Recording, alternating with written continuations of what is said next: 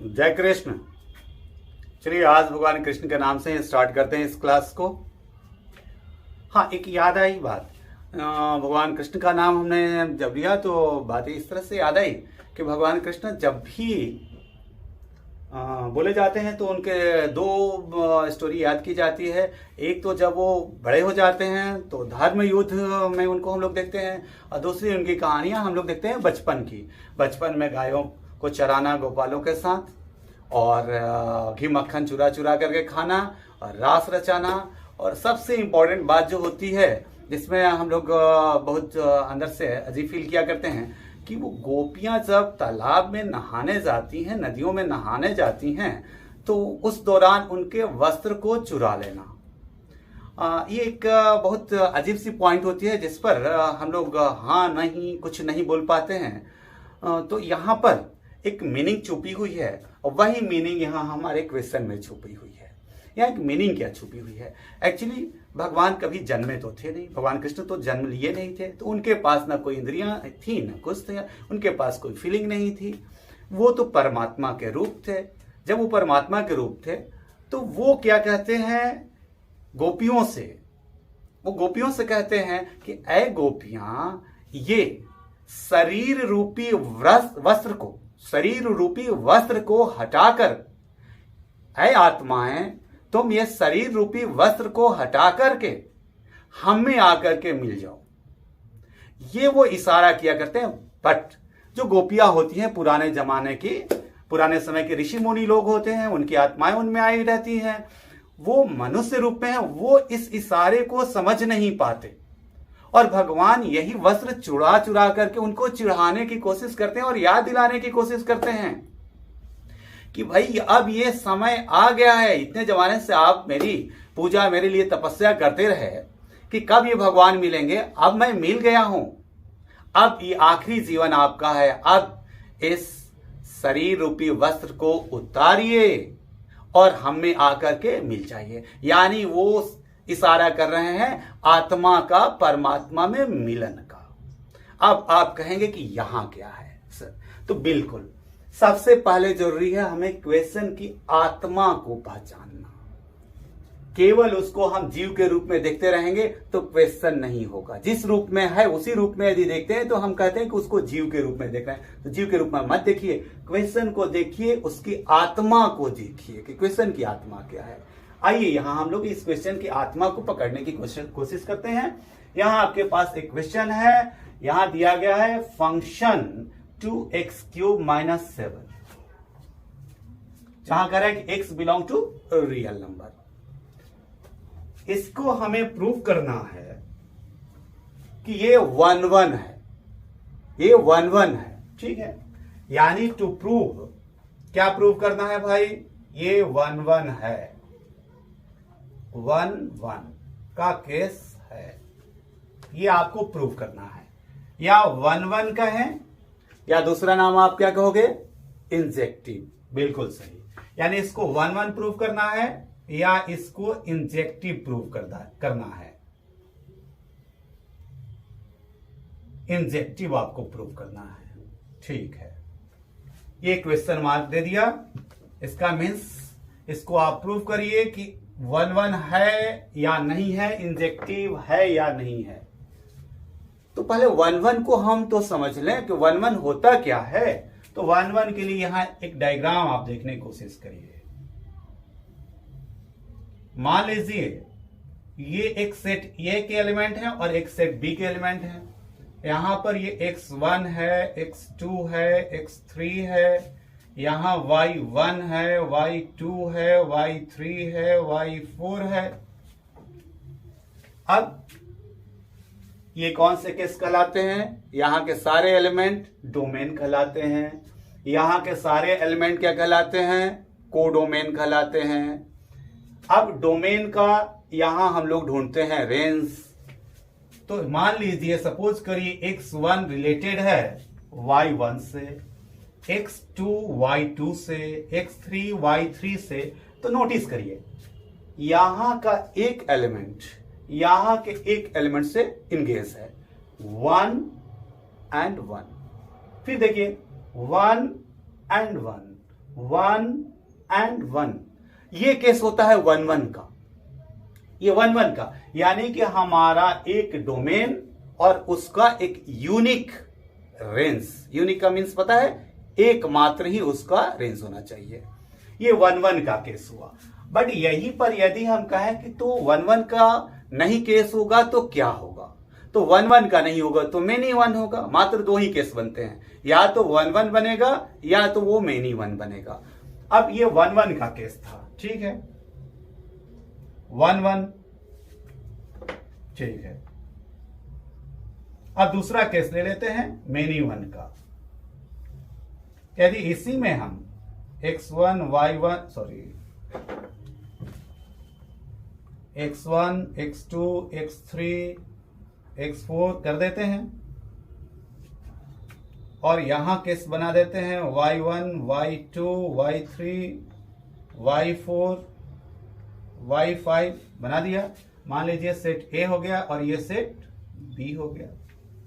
अब मेनी 1 के लिए देखिएगा, मान लीजिए ये इससे रिलेटेड है, ये इससे रिलेटेड है, बट जो 3 है ये y3 से भी रिलेट कर रहा है और y4 से भी रिलेट कर रहा है, y3 से भी रिलेट कर रहा है और y4 से भी रिलेट कर रहा है। तो आप क्या कहोगे, ये तो 1 1, ये तो 1 1, ठीक है, ये 1 टू मेनी हो गया ना, तो ये एक फंक्शन नहीं होगा। तो फंक्शन बनाने के लिए क्या करना पड़ेगा, अब आपको फंक्शन में आपको दिमाग में होना चाहिए कि डोमेन हमारा एक होना चाहिए, एक डोमेन का रेंज हमको ढूंढना होता है।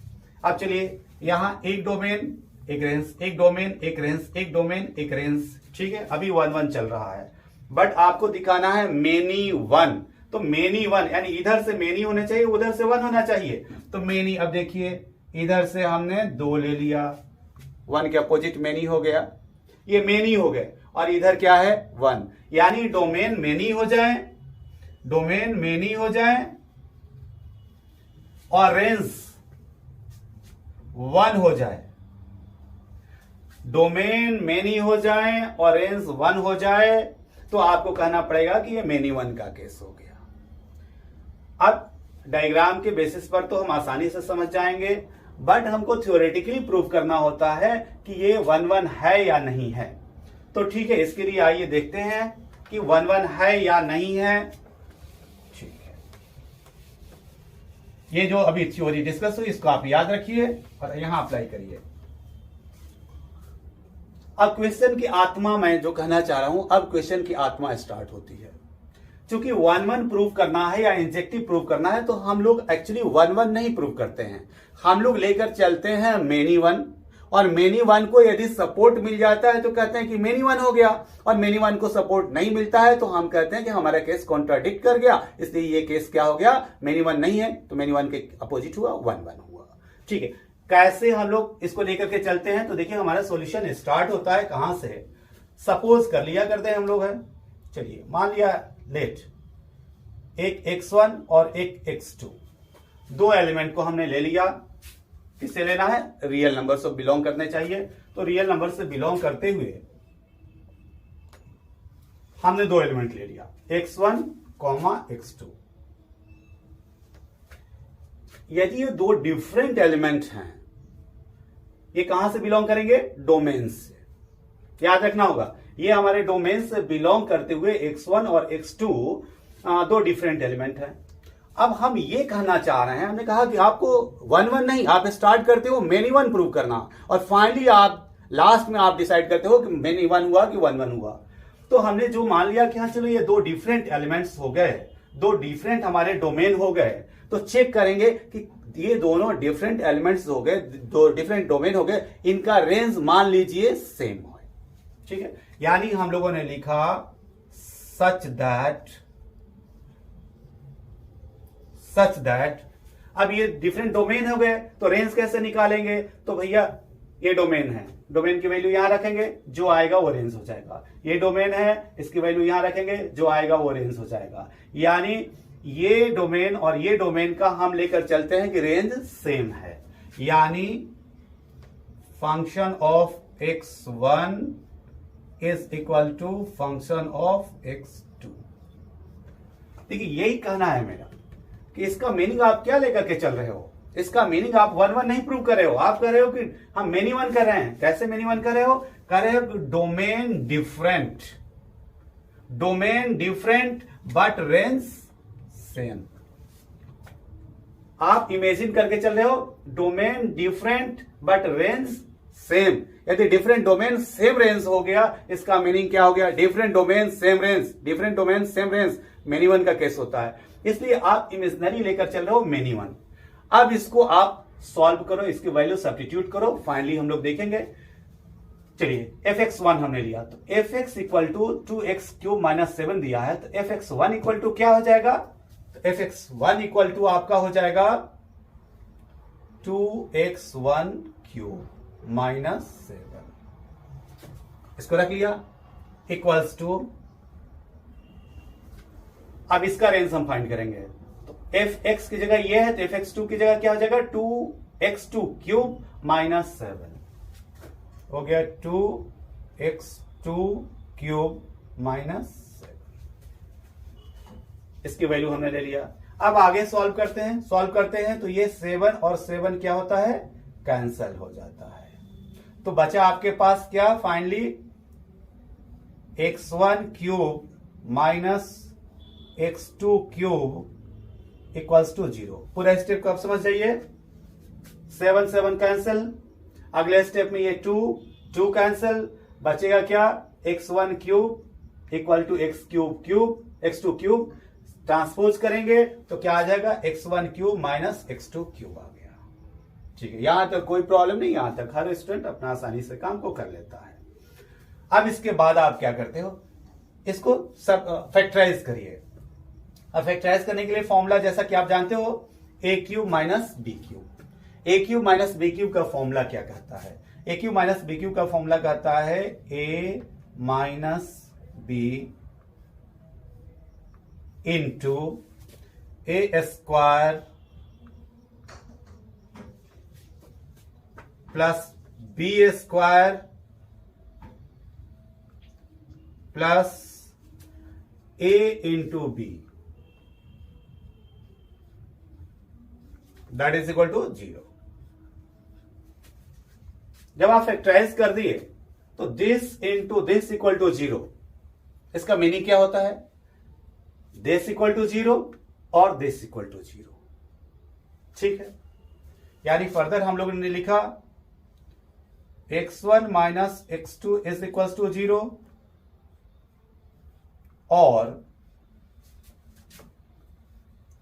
x1 square plus x2 square plus x1 x2 is equal to 0। अब यहां केस को देखिए, x1 minus x2 equal to 0, तो ये क्या कह रहा है? ये कह रहा है कि x1 is equal to x2। और अब इस केस को देखिए, ये केस में कह रहा है कि दिस इज इक्वल टू 0। ये केस कब 0 होगा? जनरली आपको ये केस 0 से हमेशा ग्रेटर रहेगा। क्यों ग्रेटर रहेगा? सोचिए, एक रियल नंबर का स्क्वायर फिर दूसरे रियल नंबर का स्क्वायर प्लस उन दोनों का प्रोडक्ट, ये हमेशा क्या रहेगा? 0 से ग्रेटर होगा। बट ये 0 कब होगा? ये 0 तभी होगा जब x is equals to x1 is equals to x2। इस केस में देखिए हम लोग को मिल चुका है x1 minus x2 equal to 0 और x1 square plus x2 square plus x1 x2 equal to 0 मिल चुका है। अब यहां से हम लोग क्या फाइंड करते हैं? तो x1 is equals to x2।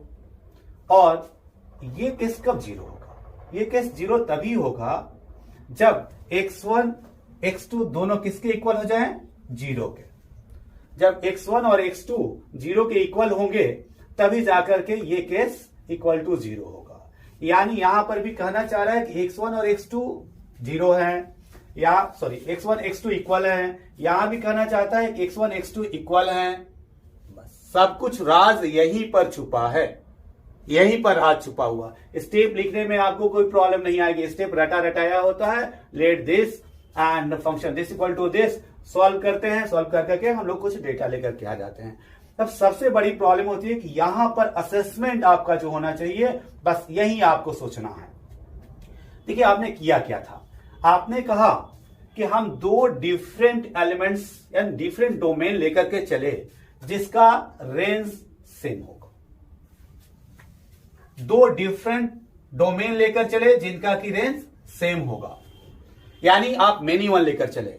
But आप फाइनली क्या पाते हो, आपने पाया कि नहीं, जो हमने डोमेन लिया था, जो ये दोनों डोमेन लिया था, ये डिफरेंट नहीं है, ये क्या है, सेम है। ये डिफरेंट डोमेन नहीं है, क्या है, सेम है। यानी ये जो दोनों डिफरेंट डोमेन हमने लिया था, ये डोमेन क्या है, सेम है। यानी सेम डोमेन और रेंज सेम, सेम डोमेन का सेम रेंज हो गया, यानी डोमेन वही है और रेंज वही है। यानी एक डोमेन का एक ही रेंज हो गया। तो ये केस किसका हुआ, जैसा कि एक्सप्लेन किया था यहां कि एक डोमेन का एक ही रेंज होता है, तो ये केस आपका होता है 1-1 का। तो so it is the case of 1-1। So it is the case of 1-1 और इंजेक्टिव।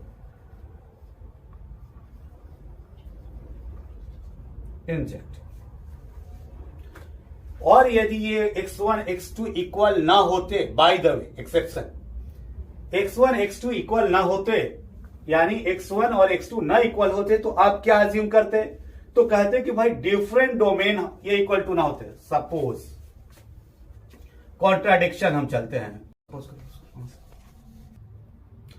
ये केस जो हो गया आपका 1-1 का हो गया, 1-1 को ही दूसरा नाम दिया जाता है इंजेक्टिव। लेकिन ये कब केस हुआ, जब आपका x1 x2 इक्वल हुआ था। बट मान लीजिए हम इसके कॉन्ट्राडिक्शन में जाते हैं, कॉन्ट्राडिक्शन ले लेते हैं, कॉन्ट्राडिक्शन मतलब आप समझते हो, कॉन्ट्राडिक्ट यानी अपोजिट कर लेते हैं। मान लीजिए आपका x1 x2 इक्वल ना होता, x1 is not equal to x2, किसी केस में ऐसा हो गया आपको कि x1 x2 का इक्वल नहीं है, तो आप यहां से मीनिंग लीजिए, ये आपका डोमेन दोनों जो है डिफरेंट है, दो different, x1 is not equal to x2 का मीनिंग क्या करा, डिफरेंट डोमेन। यदि आप डिफरेंट डोमेन लेते हो, बट ये क्या पूरा बता रहा है, रेंज, ये आपको रेंज कहता है, ये आपको क्या कहता है, रेंज कहता है। यानी आप कह रहे हो कि दो different domain but range same. तो दो डिफरेंट डोमेन, यानी डोमेन आपके डिफरेंट हो गए, डोमेन आपके डिफरेंट हो गए, यानी कि आपके डोमेन क्या हो गए, मेनी हो गए, डिफरेंट डोमेन हो गए।